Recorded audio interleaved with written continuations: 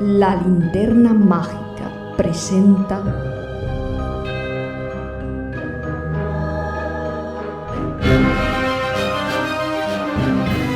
Cuentos Oscuros.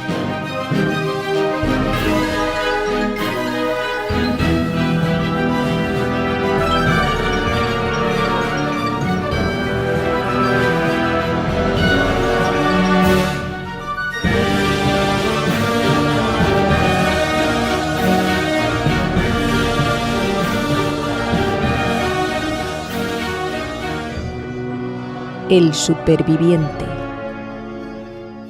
de Stephen King. Primera parte.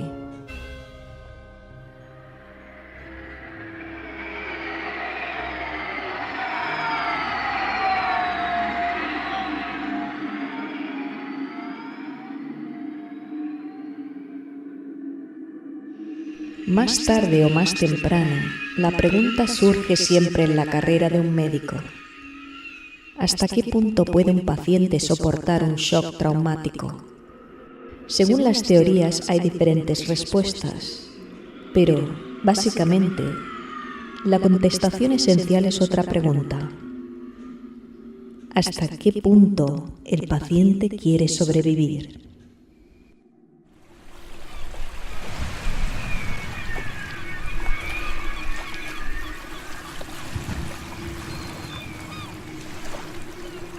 «26 de enero.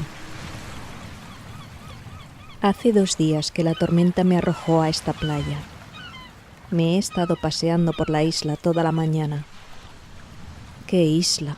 Mide 190 pasos de ancho por 267 pasos de punta a punta. Además, por lo que veo, no hay nada que comer.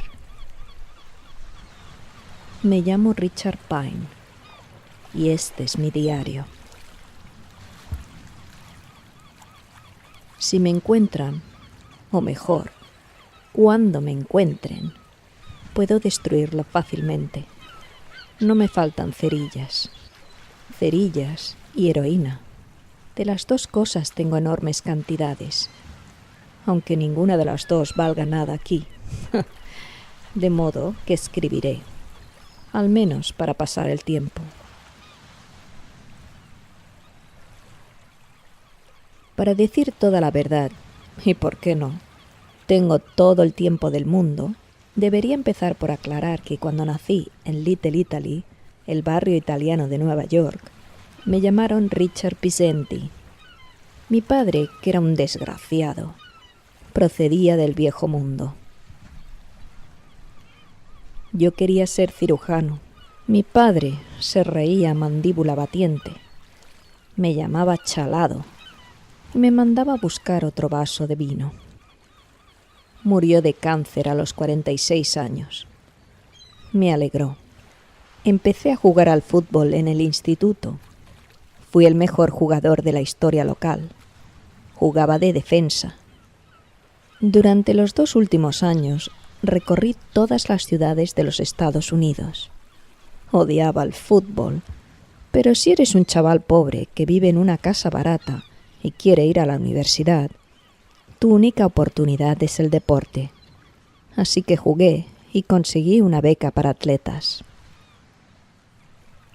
En la universidad seguí jugando hasta conseguir una beca de estudios completa. Entonces lo dejé. Iba a estudiar medicina. Mi padre murió 6 semanas antes de mi graduación. No me importó. ¿Acaso creéis que me hubiera gustado subir a la tarima para recoger el diploma y ver aquella bola de sebo allí sentada? ¿Les gusta a las gallinas viajar en metro? Además, ingresé en un club estudiantil. No uno de los mejores, con un nombre como Pinzetti, pero después de todo era un club. ¿Por qué escribo todo esto? Es bastante divertido. No. Me rectifico. Es extraordinariamente divertido. El gran Dr. Pine sentado en una roca, en pantalones de pijama y camiseta, en medio de una isla que se puede cruzar con un salivazo, escribiendo la historia de su vida. Tengo hambre. No importa. Escribiré la maldita historia de mi vida si me da la gana. Al menos así no pensaré en mi estómago. Espero.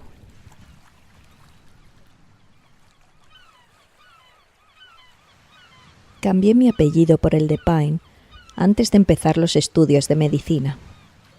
Mi madre me dijo que le había partido el corazón. ¿De qué corazón estaría hablando?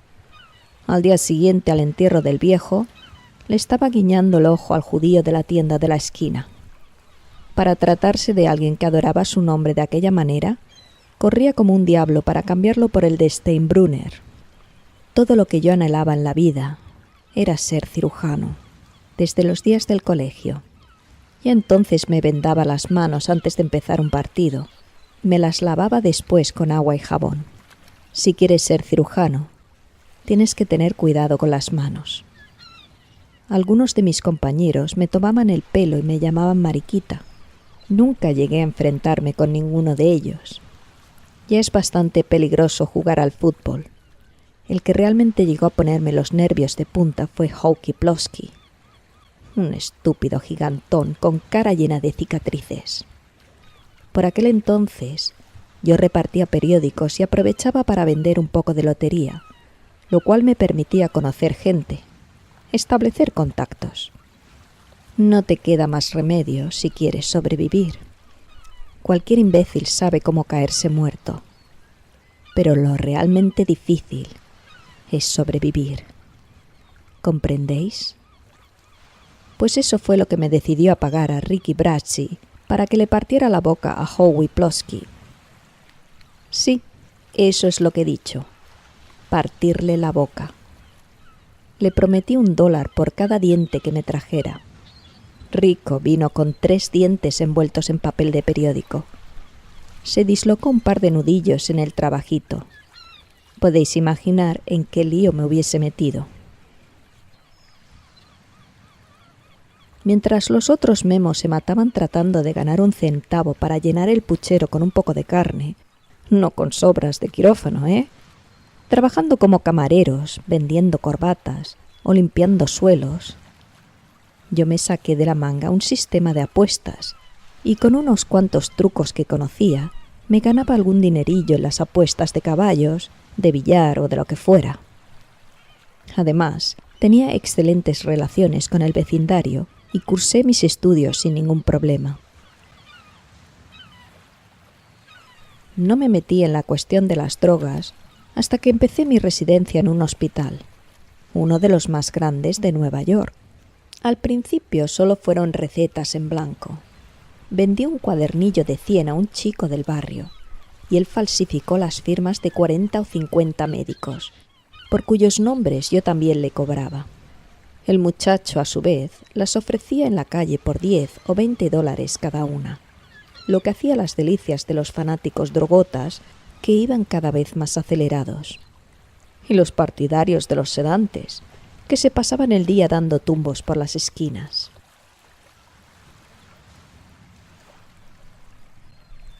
Al poco tiempo de trabajar en el hospital, me di cuenta del desbarajuste que había en la farmacia del mismo. Nadie tenía la menor idea de lo que entraba ni de lo que salía. Había gente que sacaba de allí píldoras a puñados, cosa que yo me guardé muy bien de hacer. Siempre he tomado todo tipo de precauciones y nunca he tenido problemas hasta que me descuidé. Y la suerte me volvió la espalda. Pero sé que caeré de pie. Siempre ha sido así. Me duele la muñeca y el lápiz se ha quedado sin punta. No puedo seguir escribiendo. No sé por qué me preocupo tanto. Es probable que me encuentren pronto.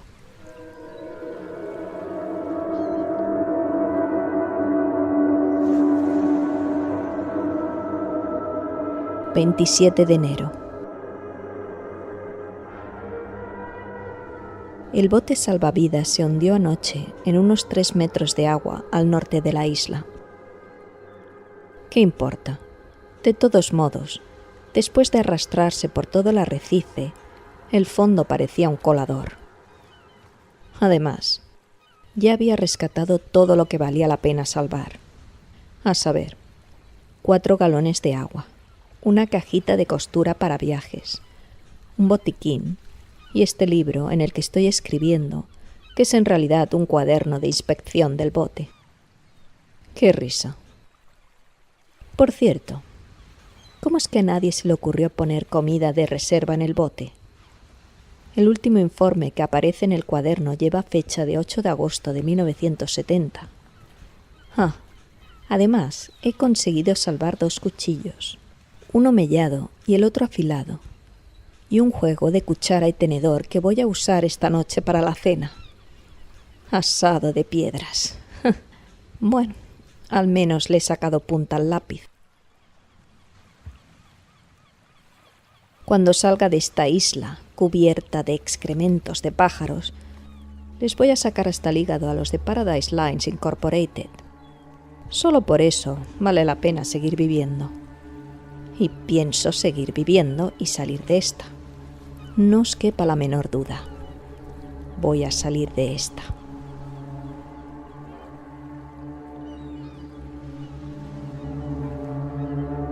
Más tarde. Olvidé una cosa al hacer el inventario. 2 kilos de heroína pura. Algo así como $350.000 en las calles de Nueva York. Aunque aquí no valga más que un puñado de cacahuetes. ¿Verdad que es cómico?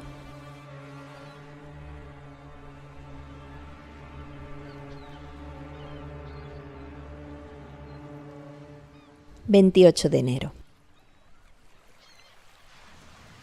Bueno, he comido. Si es que a eso se le puede llamar comer. Una gaviota vino a posarse en una de las rocas del centro de la isla. Un montículo también cubierto de excrementos de pájaros. Agarré una piedra que tenía a mano y me acerqué a ella todo lo posible. No se movía, observándome con sus ojos negros y brillantes. Me sorprendió que no la asustara el ruido de mis tripas. Arrojé las piedras con todas mis fuerzas y le di de lleno.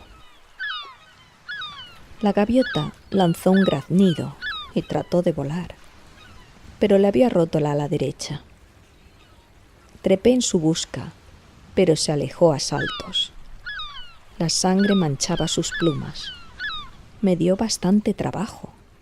Metí el pie en un agujero entre 2 rocas y estuve a punto de partirme el tobillo. Finalmente, cuando empezaba a cansarme, logré darle alcance al otro lado de la isla. La gaviota se había metido en el agua y se alejaba. La atrapé por la cola, pero se volvió y me dio un picotazo. Le agarré una de las patas y con la otra mano le retorcí el cuello. El sonido de las vértebras al romperse me llenó de satisfacción. La cena está servida, caballero. ¿Os acordáis?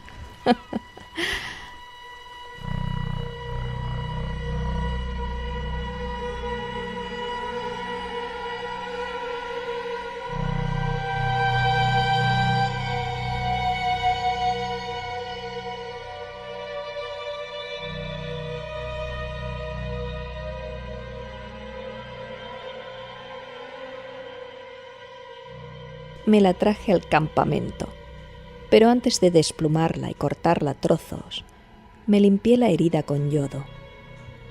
Los pájaros llevan toda clase de gérmenes y solo me faltaría una infección. La operación de la gaviota fue de perlas, pero qué pena, no había manera de cocinarla. No hay vegetación en la isla ni maderas a la deriva, y por si fuera poco, el bote se ha hundido. Así que me la comí cruda. El estómago quiso devolverla inmediatamente. Aunque yo estaba de acuerdo con él, no se lo podía permitir. Así que empecé a contar hasta 100 al revés, hasta que se me pasaron las náuseas. Es un sistema que funciona casi siempre.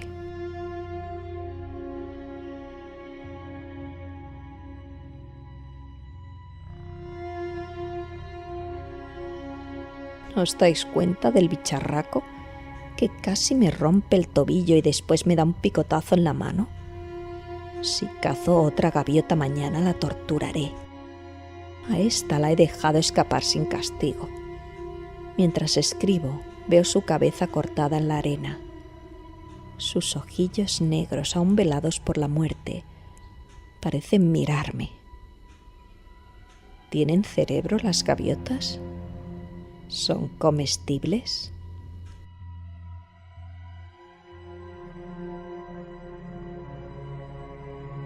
...29 de enero. Hoy no hay comida. Una gaviota aterrizó en el macizo, pero voló antes de que me aproximara lo suficiente para hacerle un pase. Me estoy dejando la barba. Pica como un demonio. Si la gaviota vuelve y consigo darle caza, les sacaré los ojos antes de matarla. Creo haber dicho ya que era un cirujano de primera. Me expulsaron. Realmente ridículo. Todos los médicos hacen lo mismo y luego se ponen tan estirados cuando le atrapan a uno. Peor para ti. Yo ya tengo mi parte, el segundo juramento de Hipócrates y de hipócritas.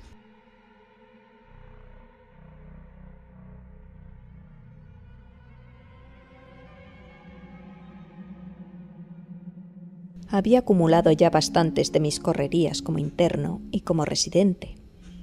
Se supone que, de acuerdo con el juramento de Hipócrates, eres un funcionario y un caballero, pero nadie cree tal cosa. Tenía lo necesario para abrir mi consulta privada en Park Avenue. Lo necesitaba. No tenía un papá rico ni un protector con influencias, como muchos de mis colegas. Cuando me instalé, mi padre llevaba 9 años criando malvas. Mi madre murió un año antes de que me revocaran la licencia.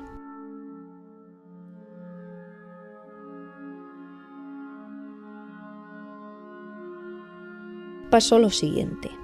Yo tenía un trato con media docena de farmacéuticos del East Side, además de un par de laboratorios y al menos otros 20 médicos.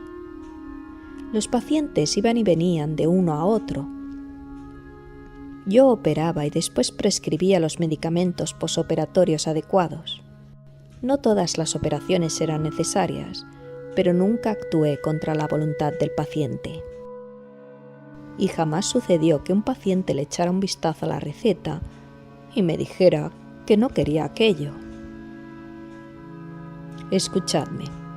Hay gente a la que se le hizo una histerectomía en 1965 o una tiroides parcial en 1970 y que seguirían engullendo pastillas si el médico se lo permitiera.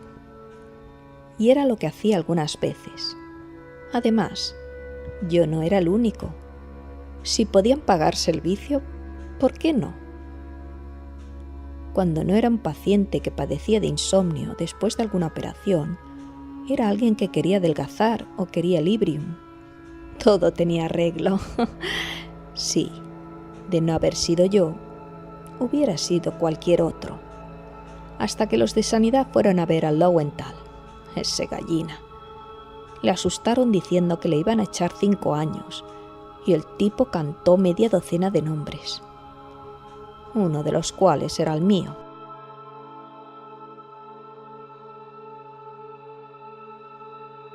A mí me estuvieron observando durante bastante tiempo y en realidad, cuando me echaron el guante, 5 años eran pocos para mí. Por ejemplo, no había dejado del todo lo de las recetas en blanco, algo muy divertido, pero que no necesitaba en absoluto. Lo seguía haciendo por costumbre. Además, a nadie le amarga un dulce.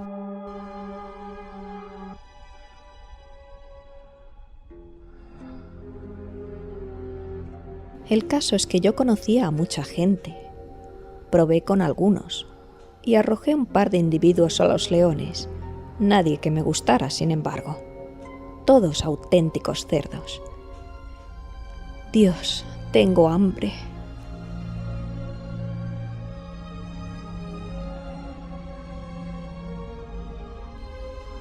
...30 de enero. Hoy no hay gaviotas, lo que me recuerda a los letreros de las tiendas de comestibles del barrio. Hoy no hay tomates. Me metí en el agua hasta la cintura con un cuchillo afilado en la mano. Permanecí inmóvil durante casi 4 horas, mientras el sol caía de pleno sobre mis espaldas. Creía desmayarme un par de veces, pero conté hasta 100 al revés, hasta que desapareció la sensación. No vi un solo pez, ni uno.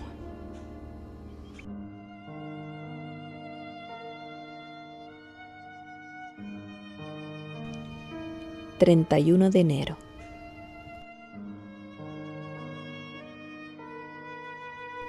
Hoy he matado otra gaviota tal como lo hice con la primera. Tenía demasiada hambre para torturarla como me había prometido a mí mismo. Así que la abrí y me la comí. Vacié las tripas y me las comí también. Es extraño ver cómo se recobra la vitalidad. Empezaba a preocuparme. Tendido a la sombra del montículo central, creí oír voces. Mi padre, mi madre, mi esposa, de la que me divorcié. Y lo peor de todo, la voz del chino que me vendió la heroína en Saigón. Ceceaba, probablemente a causa de un paladar hendido. Vamos, me decía la voz desde lo alto. Vamos, esnifa un poco. Te olvidarás del hambre. Es tan buena. Pero nunca tomé drogas, ni siquiera para dormir. Lowenthal se suicidó, el muy gallina. ¿No os lo había dicho? Se colgó en el que había sido su consultorio. Desde mi punto de vista, hizo un favor al mundo. Yo quería recuperar mi título. Algunos de los tipos con los que hablé me dijeron que no era imposible, pero que costaba mucho dinero, más del que podía imaginar. Yo tenía $40,000 en una caja de seguridad y decidí arriesgarme para probar o triplicar la cantidad. Me fui a ver a Ronnie Hanelli, compañero mío de equipo en los años de la universidad, a cuyo hermano menor había conseguido una residencia en un hospital cuando resolvió estudiar medicina. Ronnie estudiaba Derecho. ¿Verdad que es gracioso? En el barrio se le conocía por el apodo de Ronnie el árbitro, porque se metía en todos los juegos y sin que nadie se lo pidiera, empezaba a pitar faltas a todo el mundo. Si no te gustaba, tenías 2 opciones: callarte la boca o tragarte unos cuantos dientes. Los puertorriqueños le llamaban Ronnie Wop o algo así. A él le hacía gracia Ronnie. Ronnie estudió Derecho, pasó los exámenes sin problemas y abrió un bufete en su propio barrio, justo encima del bar La Pecera. Aún le veo pasar por allí cuando cierro los ojos, con su gran Continental blanco. Era el usurero más grande de toda Nueva York, un tiburón. Sabía que Ronnie tendría algo para mí. «Es peligroso», dijo, «pero tú sabes cuidarte. Y si traes la mercancía, te presentaré un par de individuos. Uno de ellos es funcionario del Estado». Me dio 2 nombres, el de Henry Litsu, el chino, y el de Solom No, un químico vietnamita. El vietnamita probaba la heroína del chino a cambio de dinero. El chino era conocido por sus bromas. Por ejemplo, llenaba las bolsitas de plástico con talco o detergente o almidón. Ronnie decía que un día una de aquellas bromas le iba a costar la vida. 1 de febrero. He visto un avión. Pasó de largo sobre la isla. Intenté subir al montículo central para llamar su atención y metí el pie en el mismo agujero del día en que cacé la primera gaviota. Me rompí el tobillo. Fractura compuesta. Fue como un disparo. El dolor era insoportable. Grité y perdí el equilibrio. En vano agité los brazos como un molino de viento. Caí y me golpeé la cabeza. Todo se puso negro. Cuando volví en mí, se había puesto el sol. Había perdido un poco de sangre. El tobillo se me había hinchado como un neumático y tenía una buena insolación. Creo que de haber habido una hora más de sol, tendría todo el cuerpo llagado.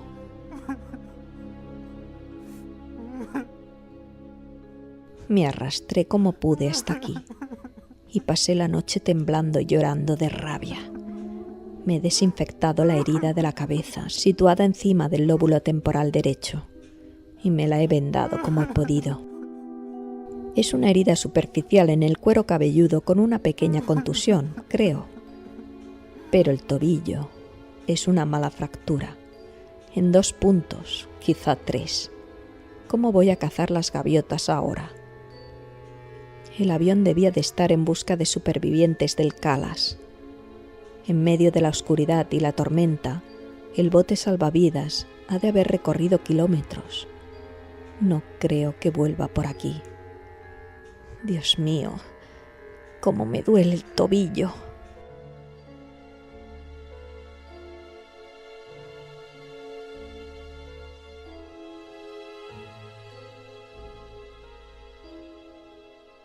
...2 de febrero. He puesto una señal en la playa de Guijarros del lado sur de la isla, donde se hundió el bote. Me llevó todo el día, con algún descanso en la sombra. Aún así, me desmayé 2 veces. Calculo haber perdido unos 8 kilos, en su mayor parte por deshidratación. Desde aquí veo las 5 letras que tardé el día entero en componer. Rocas oscuras sobre la arena blanca dicen «Ayuda» en letras de 1,5 metros. El próximo avión no va a pasar de largo. El pie palpita constantemente. Todavía está hinchado y se ha puesto sospechosamente blanco alrededor de la fractura. Cada vez más blanco. Si me lo vendo con la camisa, apretando mucho, el dolor cede. Pero aún así duele tanto que más que dormirme me desmayo. Empiezo a pensar que tal vez haya que amputar.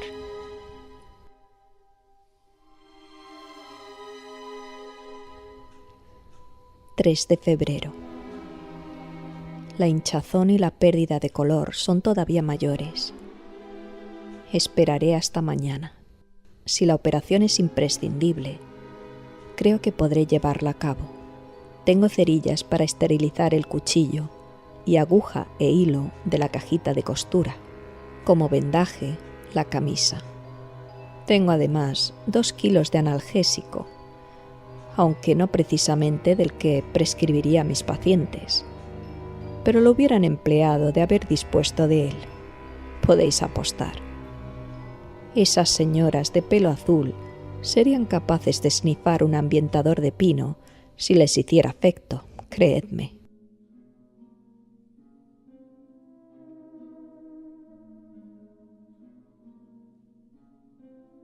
...4 de febrero. He decidido amputar el pie. Hace 4 días que no como. Si espero más, corro el riesgo de desvanecerme en medio de la operación por la acción combinada del shock traumático y el hambre. Y en ese caso, podría morir desangrado.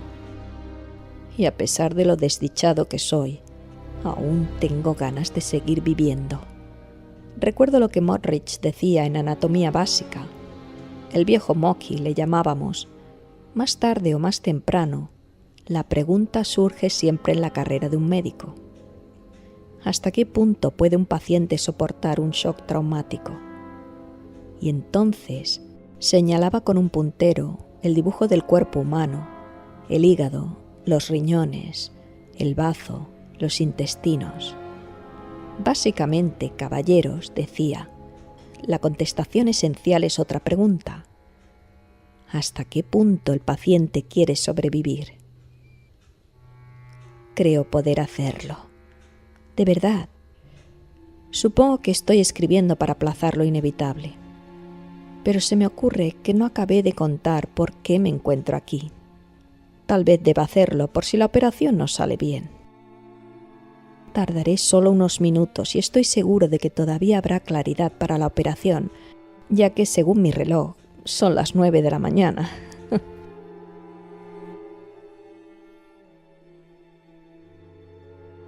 Fui a Saigón como turista. ¿Os extraña? No sé por qué. Hay miles de personas que van allí cada año, a pesar de la guerra de Nixon.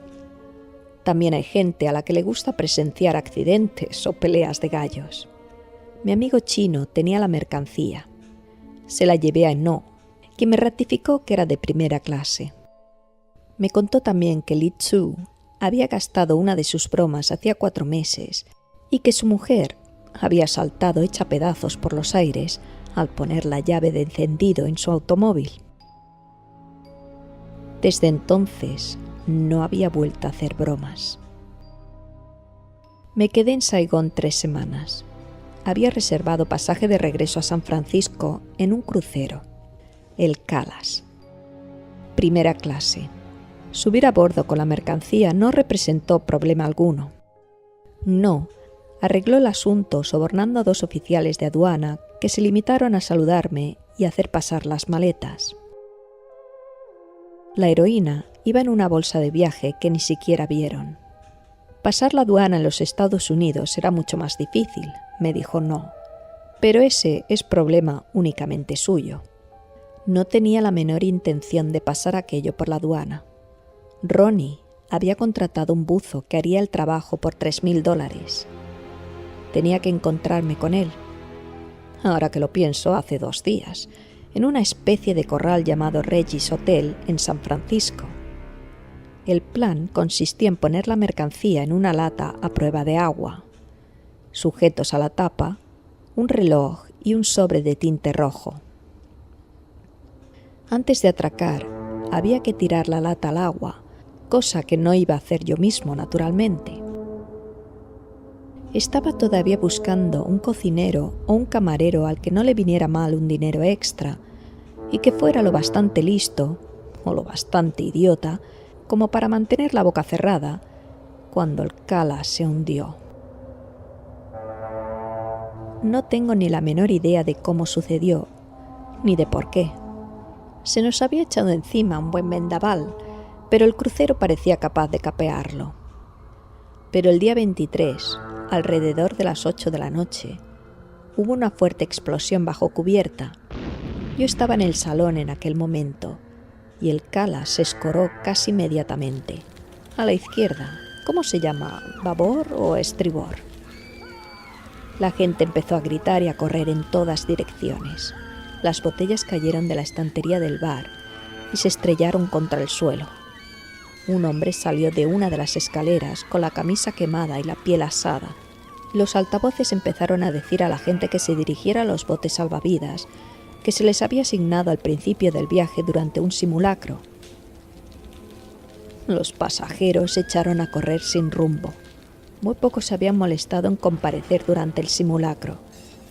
Yo no solo estuve allí, sino que fui más temprano para estar en primera fila y ver bien todo, ¿comprendéis? Siempre pongo mucha atención en lo que se refiere a mi pellejo. Bajé a mi camarote, saqué las bolsitas de heroína y me puse una en cada bolsillo. Después me dirigí al bote salvavidas 8. Mientras yo subía las escaleras, hubo otras 2 explosiones y el barco se inclinó aún más peligrosamente, si cabe. En cubierta, todo era confusión. Vi a una mujer que corría por la cubierta resbaladiza gritando y con un niño en los brazos. Según se inclinaba el buque, ella ganaba velocidad. Finalmente, se golpeó contra la borda a la altura de los muslos, saltó por encima de ella, dio 2 vueltas de campana y desapareció de mi vista. Había un hombre de mediana edad sentado en medio del puente, que se arrancaba los cabellos con las manos. Otro, con ropas blancas de cocinero, la cara y las manos horriblemente quemadas, se daba contra las paredes y gritaba: «¡Socorro! ¡No veo! ¡Socorro! ¡No veo!». El pánico era total y se había contagiado del pasaje a la tripulación como una epidemia.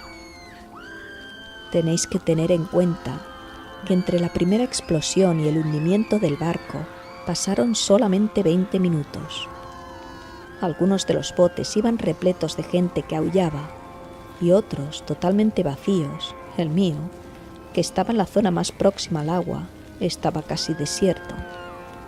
Nadie más que yo y un marinero, con la cara muy pálida y llena de espinillas. «Echemos al agua enseguida este condenado barreño», dijo, con los ojos desorbitados, «porque la maldita bañera se va a pique sin remedio».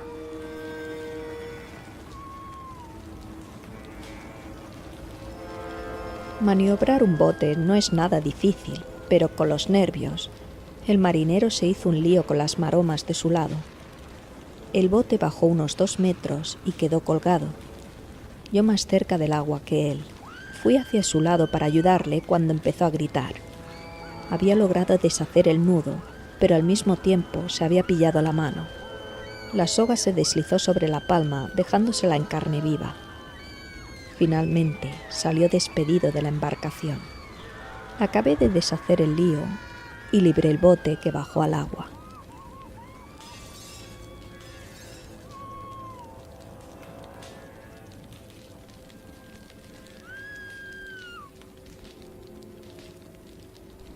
Empecé a remar como un condenado. Remar era algo que siempre había hecho por placer en las casas de veraneo de mis amigos, pero ahora, por primera vez, lo hacía para salvar mi vida. Si no me alejaba del Calas antes de que se hundiera, me arrastraría con él.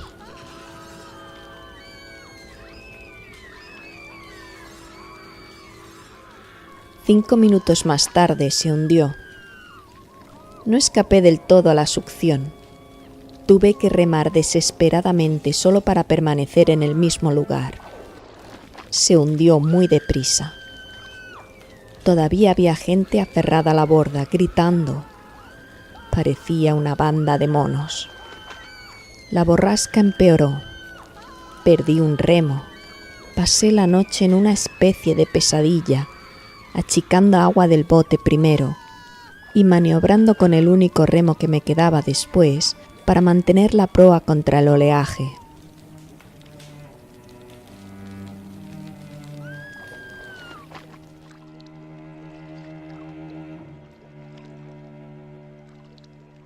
Antes del amanecer del 24, las olas empezaron a empujarme por la popa. El bote adquirió una cierta velocidad, lo cual es aterrador, pero al mismo tiempo constituye un alivio. De pronto, los tablones fueron arrancados de debajo de mis pies, pero el bote no se hundió. Había encallado a este montón de piedras olvidado del mundo. Ni siquiera sé dónde estoy. No tengo ni la menor idea. La navegación no es mi punto fuerte. Pero sí que sé qué tengo que hacer. Estas pueden ser mis últimas notas, pero algo me dice que saldrá bien. ¿Acaso no he conseguido siempre lo que me he propuesto? Además, hoy se hacen maravillas con las prótesis y podré moverme con un solo pie con toda comodidad.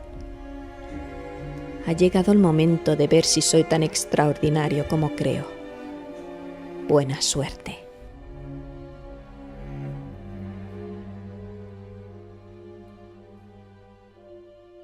5 de febrero. Lo hice. El dolor era lo que menos me preocupaba porque puedo soportarlo, pero temía que la debilidad, el hambre y el dolor combinados me hicieran perder el conocimiento antes de acabar. Pero la heroína resolvió el problema maravillosamente.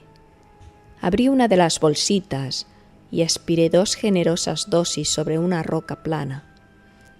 Primero la ventanilla derecha, luego la izquierda. Era una especie de hielo deslumbradoramente anestésico que invadía mi cerebro íntegro. Aspiré la heroína al dejar de escribir, Ayer a las 9:45. Cuando volví a mirar la hora, las sombras se habían movido, dejando parte del cuerpo al sol, y eran las 12:41. Me había adormilado. Nunca había imaginado que fuese tan fantástico, y no comprendo por qué le tenía tanta manía. El dolor, el miedo, la infelicidad, todo desaparece, dejando solo una calma eufórica. Operé en esas condiciones. Como era de esperar, sentí un dolor agudísimo, especialmente en la primera parte de la operación. Pero el dolor parecía desconectado de mí, como si fuera de otro. Me molestaba, pero me resultaba extraordinariamente interesante. ¿Podéis entender lo que digo? Si alguna vez habéis empleado un calmante con una fuerte base de morfina, sabréis de qué hablo. Hace algo más que mitigar el dolor. Induce un estado mental, una cierta serenidad. Entiendo por qué la gente se queda colgada, aunque esa sea una palabra horrorosamente fuerte y que usa en general la gente que nunca lo ha probado. A media operación, el dolor empezó a ser algo más personal. Oleadas de desfallecimiento me acometían. Miré con ansia la bolsita de heroína, pero me obligué a apartar la vista. Si volvía a adormilarme, moriría desangrado con la misma seguridad que si me desmayara. Conté hasta 100 al revés.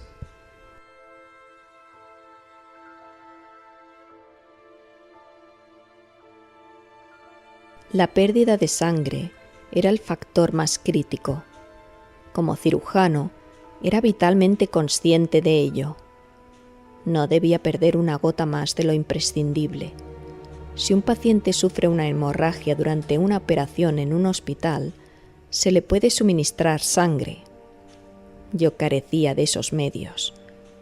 Todo lo que se había perdido, la arena debajo de mi pie estaba ya negra, estaba perdido hasta que mi propia fábrica lo repusiera. No tenía hemostáticos, ni hilo de sutura, ni grapas. Empecé la operación exactamente a las 12:45. Acabé a la 1:50 e inmediatamente me atonté con heroína, una dosis mayor que la anterior. Me dormí en un mundo gris, indoloro, y permanecí así hasta alrededor de las 5. Cuando me despabilé, el sol estaba cerca del horizonte occidental, trazando un camino de oro sobre el azul del Pacífico que llegaba hasta mí. Nunca he visto algo tan increíble, tanto que me compensó del dolor en un segundo. Una hora más tarde, aspiré un poquito más para seguir disfrutando de la puesta de sol. Poco después de hacerse de noche, yo... Esperad un segundo. ¿Os he dicho que no he comido absolutamente nada durante 4 días? ¿Y que lo único que tenía a mi alcance para recuperar mis energías agotadas era mi propio cuerpo? Después de todo, ¿no se ha dicho una y otra vez que la supervivencia es una cuestión mental de una mente superior? No voy a justificar diciendo que cualquiera hubiera hecho lo mismo. En primer lugar, hay que ser cirujano. Y aun conociendo la técnica de la amputación, es posible hacer una carnicería y desangrarse de todos modos. Y aun en el caso de poder sobrevivir a la amputación y al shock traumático, jamás se le ocurriría algo semejante a alguien convencional. No importa. Nadie tiene por qué enterarse. Lo último que haré antes de abandonar la isla será destruir este libro. Tuve mucho cuidado. Lo lavé muy bien antes de comérmelo.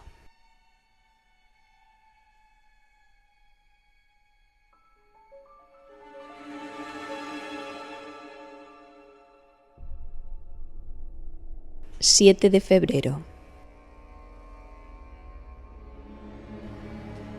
El dolor del muñón es intensísimo. En ocasiones, realmente intolerable. Pero creo que el escozor profundo del proceso de cicatrización es todavía mucho peor. Esta tarde me he acordado de los pacientes que me tenían harto con lo mucho que les picaba la carne remendada, que era horrible, que no se podían rascar. Yo sonreía y les decía que se sentirían mejor al día siguiente, pensando que se quejaban sin razón, que eran débiles e ingratos. Ahora los comprendo perfectamente. Varias veces he estado a punto de arrancar la camisa que sirve de vendaje y rascarme la herida, hundir los dedos en la carne cruda y tierna, quitarme los puntos, dejar que la sangre corriera en la arena, cualquier cosa con tal de no sentir ese horrible y enloquecedor hormigueo. Entonces contaba hasta 100 al revés y aspiraba heroína. No tengo idea de cuánta he llegado a tomar, pero sí sé que he estado casi permanentemente dopado desde la operación. Como sabéis, quita el hambre. Ni siquiera sé si tengo hambre.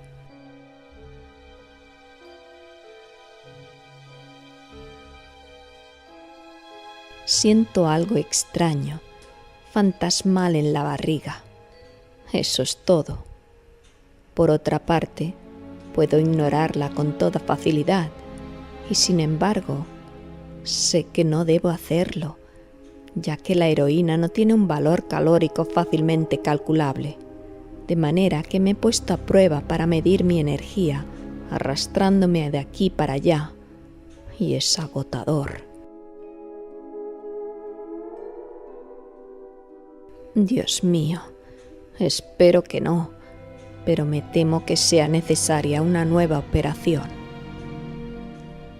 Más tarde, pasó otro avión, demasiado alto, tanto que todo lo que podía ver era el alerón de popa dibujándose contra el cielo azul. Hice señales por si acaso y grité como un energúmeno. Cuando desapareció, me eché a llorar. Está muy oscuro y es difícil seguir escribiendo. Comida. He estado pensando en la cantidad de platos. La lasaña de mi madre, pan de ajo, caracoles, langosta, chuletas, melocotones, asado, la gran porción de pastel de mantequilla y el helado de vainilla hecho en casa que te sirven en el Mother Crunch en la Primera Avenida. Pretzels calientes, salmón ahumado, cangrejos ahumados, jamón ahumado con rodajas de piña, aros de cebolla fritos, salsa de cebolla con patatas chip, té frío en largos sorbos, patatas fritas, y te relames los labios de gusto. 100, 99, 98, 97, 96, 95, 94. Dios, Dios, Dios.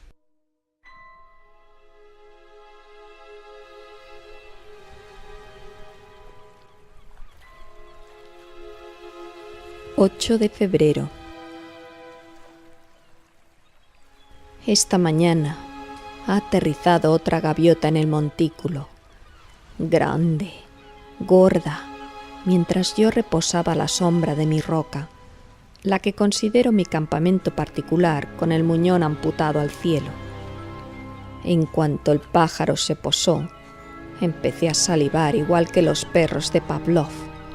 Se me caía la baba como a un bebé, como a un bebé. Busqué una piedra del tamaño de mi mano y empecé a arrastrarme hacia el pájaro. Queda tan solo un cuarto. Ya hemos escalado 3 y pico. Pinsetti, pasa hacia atrás.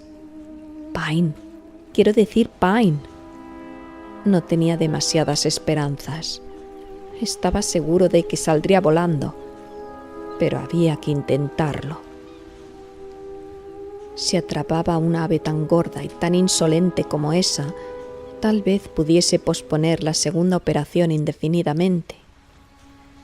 Continué, aunque de vez en cuando me golpeaba el muñón contra el canto afilado de una roca y veía las estrellas con todo el cuerpo, obligándome a reposar hasta que el dolor se calmara. La gaviota no escapó. Daba saltitos de aquí para allá, con el pecho hinchado como un general pasando revista a las tropas. De vez en cuando me miraba con sus ojos pequeños, negros y malignos, y no me quedaba más remedio que quedarme inmóvil con una piedra y contar hasta 100 a la espera de que volviera a moverse. Cada vez que agitaba las alas, el hielo me invadía el estómago y no dejaba de salivar.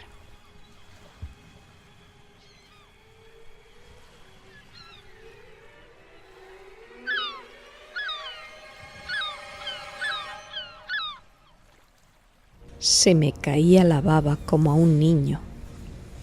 No sé cuánto tiempo estuve al acecho. 1 hora, 2. Cuanto más me acercaba, más fuerte me latía el corazón y más apetecible parecía la gaviota. Daba la impresión de estar burlándose de mí y empecé a temer que, antes de que la tuviese a mi alcance, echara a volar. Me temblaban las piernas y los brazos. Tenía la boca seca. El muñón, por su parte, me daba unas punzadas asesinas. Ahora pienso que debo haber sentido también dolores de la abstinencia. ¿Tan pronto? No he tomado heroína más que 1 semana. No importa. La necesito. Y hay mucha, muchísima. En cuanto llegue a los Estados Unidos, me someteré a una cura de desintoxicación en la mejor clínica de California. Pero ahora no se trata de eso, ¿verdad? Cuando la tuve al alcance, no quise arrojar la piedra.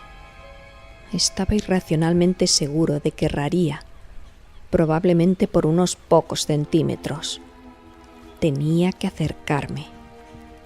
Así es que seguí arrastrándome, con la cabeza alta, el sudor cayendo a chorros por mi cuerpo maltrecho de espantapájaros. Por cierto, creo que se me están pudriendo los dientes. ¿Lo he dicho ya? Si fuera supersticioso, diría que es porque comí. Pero no debe ser esa la razón, ¿verdad?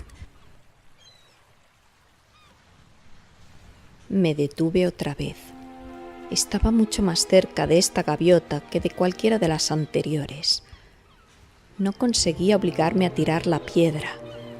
La agarré con toda mi alma hasta que me dolieron los dedos, pero ni siquiera así pude hacerlo, porque sabía perfectamente lo que no dar en el blanco significaba.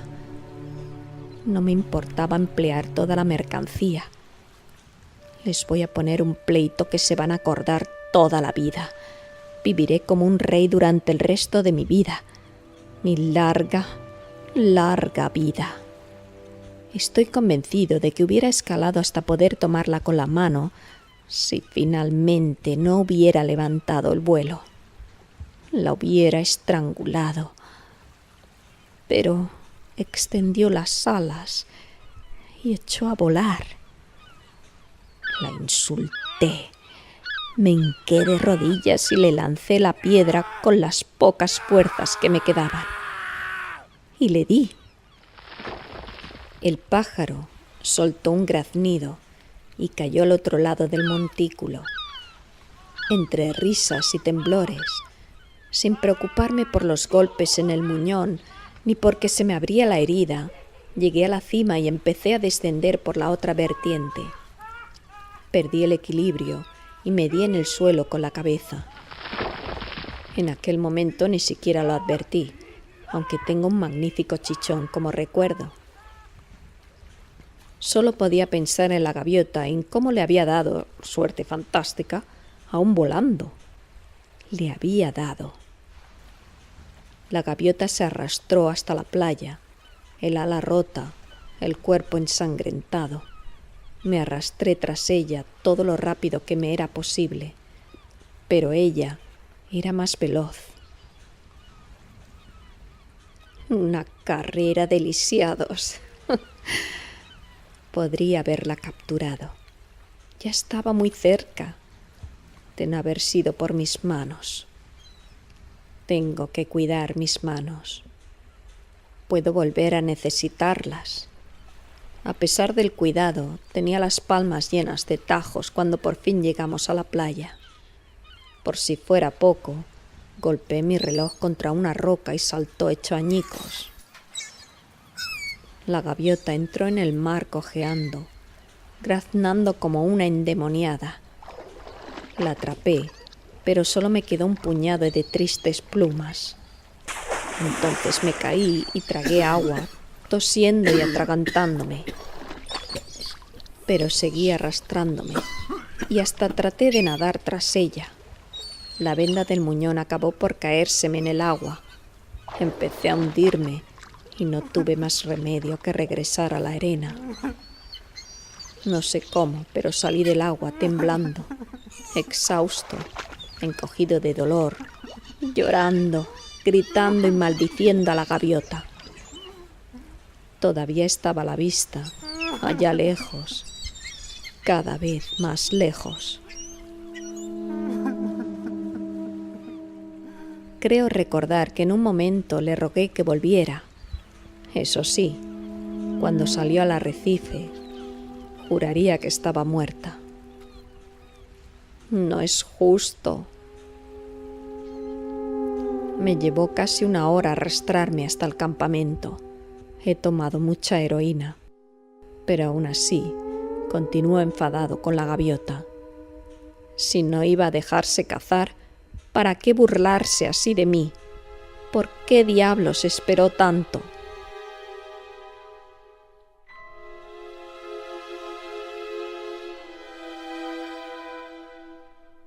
9 de febrero.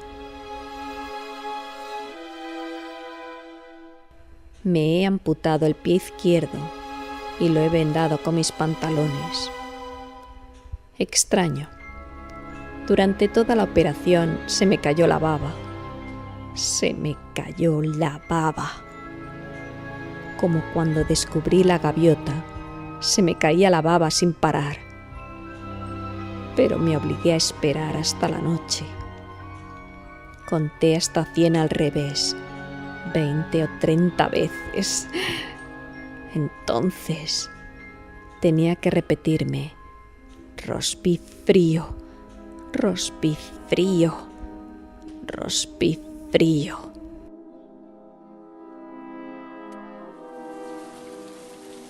«11 de febrero.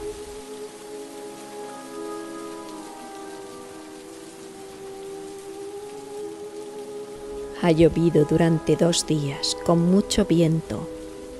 Cambié algunas rocas de lugar. Hice una especie de escondrijo con ellas y me guarecí allí dentro todo el tiempo. Sorprendí una pequeña araña. La tomé con los dedos antes de que escapara y me la metí en la boca. Muy buena, muy gustosa. Empecé a temer que las rocas que tenía encima de la cabeza se vinieran abajo y me sepultaran. No importaba. Me pasé toda la tormenta muy dopado. Tal vez haya llovido 3 días y no 2, o solo 1, aunque creo recordar que oscureció en 2 ocasiones. Me encanta dormir. No siento ni el dolor ni el picor. Sé que voy a sobrevivir. No puede ser que tenga uno que pasar por todo esto para nada. Había un cura en la Sagrada Familia cuando yo era niño, un enano que adoraba hablar del infierno y del pecado mortal. Les tenía verdadero cariño. No hay retorno del pecado mortal. Ese era su punto de vista. Me pasé la noche soñando con él, el padre Haley, con su sotana y su nariz de whisky, sacudiéndose el dedo y diciendo: «¡Qué vergüenza, Richard Pinsetti! Un pecado mortal, condenado al infierno, condenado al infierno». Me reí de él. Si esto no es el infierno, ¿qué es? El único pecado mortal es darse por vencido. La mitad del tiempo la paso delirando. El resto me pican los muñones. La humedad hace que me duelan todavía más. Pero no voy a ceder. No me voy a dar por vencido. No pasaré por todo esto para nada.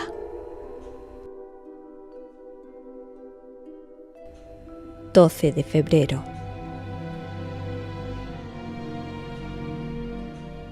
Hace un día magnífico y el sol brilla otra vez en todo su esplendor. Espero que se esté helando en Nueva York. Es un buen día, en la medida de lo posible. La fiebre parece haber bajado. Estaba débil y temblaba cuando salí de mi madriguera, pero después de 2 o 3 horas al sol, vuelvo a sentirme casi humano otra vez. Me arrastré hasta el sur de la isla y encontré varios trozos de madera arrojados por la tormenta, además de varios tablones de mi propio bote. Había kelp y algas en uno de los tablones y me lo comí todo. Me dieron ganas de vomitar. Es como comerse la cortina de plástico del baño, pero me siento mucho más fuerte esta tarde. Llevé la madera a la arena para que se secara. Todavía me queda una caja completa de cerillas a prueba de humedad y podré hacer una fantástica señal de humo si pasa alguien pronto. Si no, me servirá para cocinar. Voy a aspirar heroína. 13 de febrero. He encontrado un cangrejo que maté y cocí en una pequeña hoguera. Esta noche casi vuelvo a creer en Dios.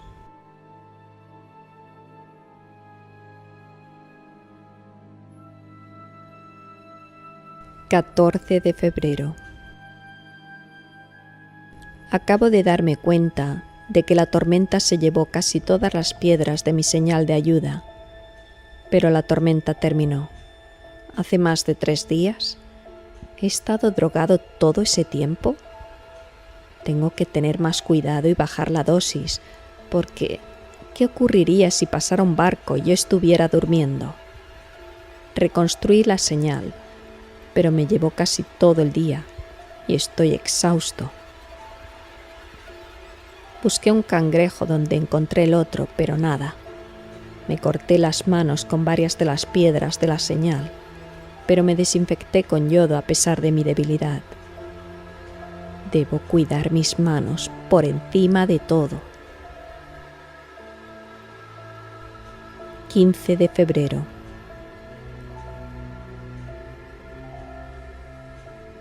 Hoy se posó otra gaviota en el montículo. Levantó el vuelo antes de que yo me acercara. La conminé a irse al infierno, a picotear los ojillos rojizos del padre Haley para toda la eternidad.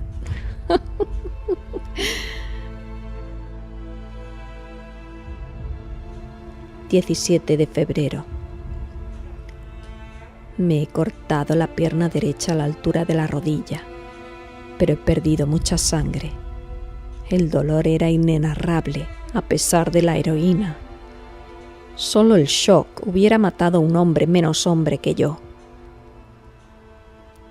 Déjame contestar con una pregunta. ¿Hasta qué punto el paciente quiere sobrevivir? ¿Hasta qué punto el paciente quiere sobrevivir? Me tiemblan las manos. Si me traicionan, estoy perdido. No tienen ningún derecho a traicionarme. Ningún derecho. Las he cuidado durante todas sus vidas. Las he mimado. Mejor que no me traicionen o se van a arrepentir. Por lo menos, no siento hambre.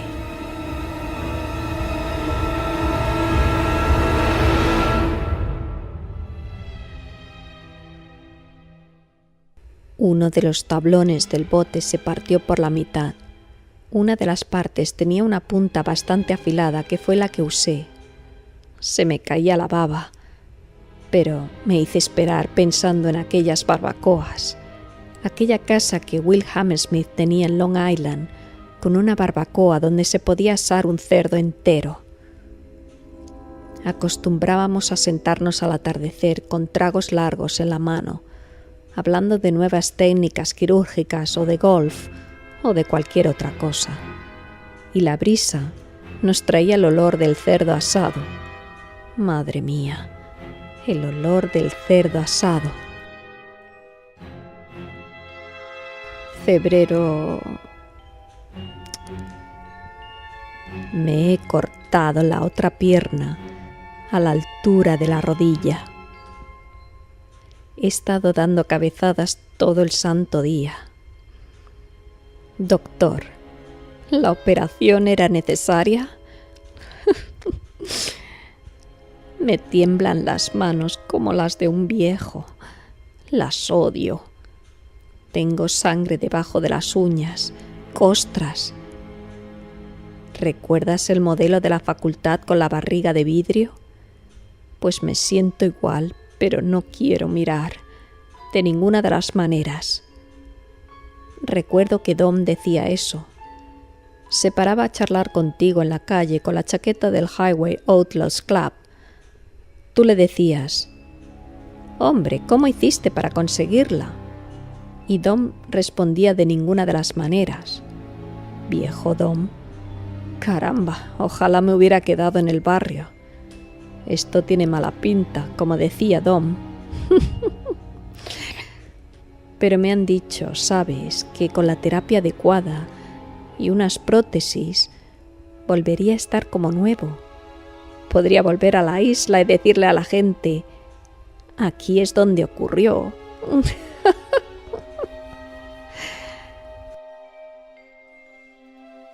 23 de febrero.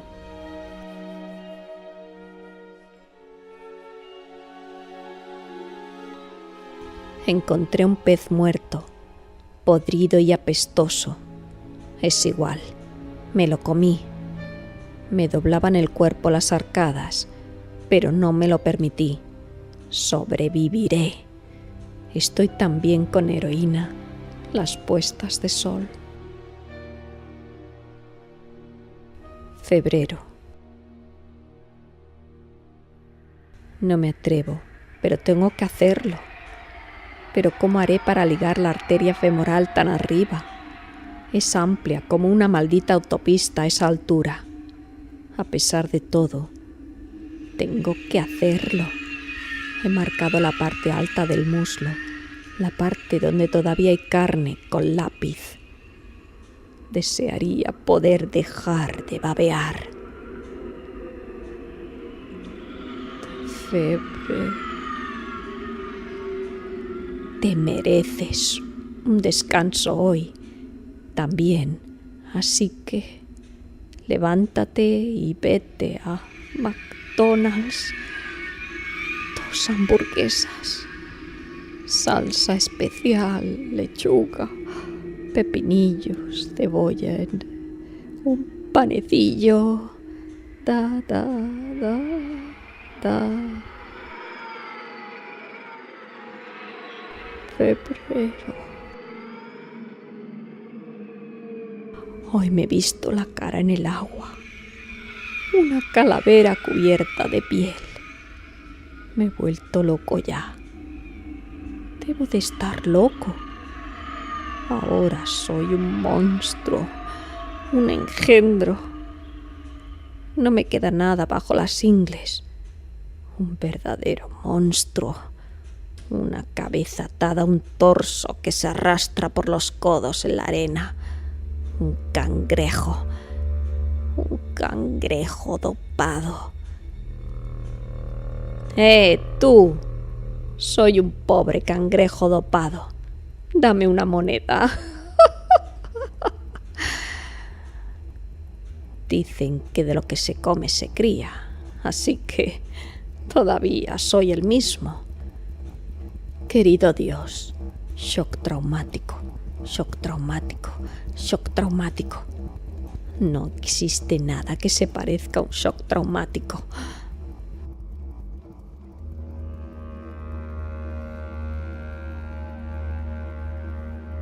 «40 fe. He soñado con mi padre. Cuando se emborrachaba, olvidaba el inglés. No es que tuviera nada interesante que decir, de todos modos. Condenado cerdo. Me alegré tanto de irme de tu casa, papito. Condenado cerdo chapucero. Nada, no vales para nada. Nada. Cero. Sabía que lo lograría. Me alejé de ti, ¿verdad? Me fui andando sobre las manos. Pero ya no puedo cortar nada más con ellas. Ayer me corté las orejas. La mano izquierda lava a la derecha. No dejes que tu mano izquierda sepa lo que hace la derecha. Pito, pito, colorito. ¿Dónde vas? Tú tan bonito. ¿Qué importa? Una mano u otra. Buena comida. Buena carne. Buen Dios, comamos pies de cerdo. Saben igual que manos de cerdo.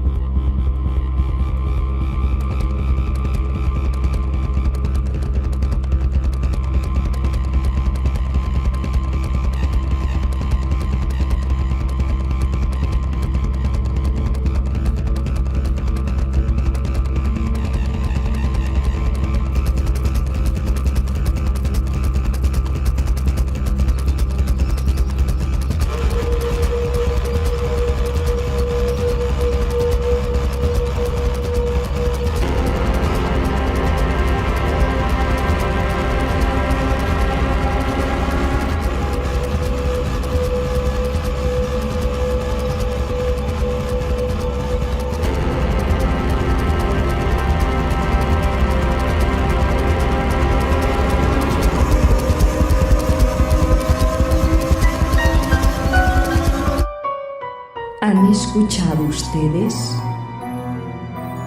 Cuentos oscuros.